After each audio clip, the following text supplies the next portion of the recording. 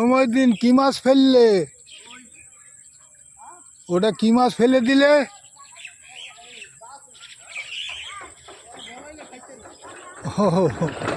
কি মাছ? মাছ ভালো না? ও খাইনি, এমনি মাছ ভালো মাছ।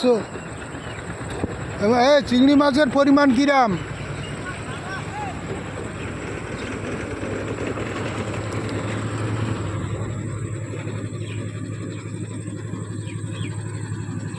চিংড়ি মাছ তো এদিকে বেশ কিছু দেখা যাচ্ছে। এটা গ্রাম বাংলার ঐতিহ্যবাহী চট জলের মাছ।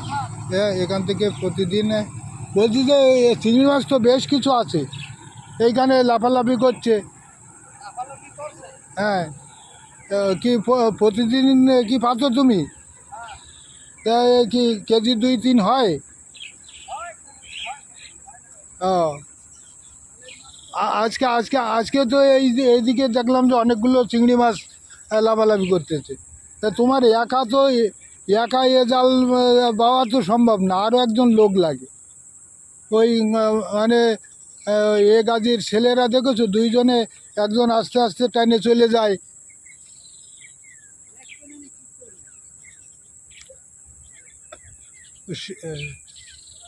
চিংড়ি মাছের সাইজও তো একটু একটু বড় বোধ হয় না আগের আগের তুলনায়?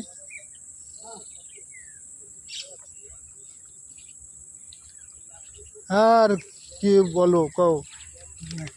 তা তাহলে তো তোমার এই টলারেসে এ বাবা লাভ আছে। প্রতিদিন যদি একবার করে দিতে পারো তাহলে ও আবার গণপতনে হয় না? হ্যাঁ,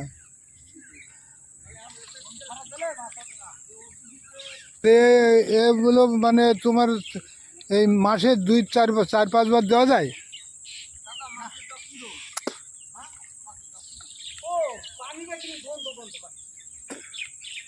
ওই চারিদিকের পচা পচা পানি নামে তো, এই জন্যই গন্ধ গন্ধ। ওই চিংড়ি মাছের সাইজও ভালো। হ্যাঁ হ্যাঁ, এটা হলো গ্রাম বাংলার ঐতিহ্যবাহী চটজালের মাছ। এখানে এই চটজাল দিয়ে বহু রকম মাছ পাওয়া যায়। চিংড়ি মাছ, তারপরে বায়লা মাছ, টাটকিনি, বা মানে বড় বড় পুঁটি মাছ, এই বিভিন্ন মাছ এখান থেকে পাওয়া যায়। হ্যাঁ বন্ধুরা, এই এ দিয়ে বহু লোক এই এই জাল পেতে সংসার নির্বাহ করে।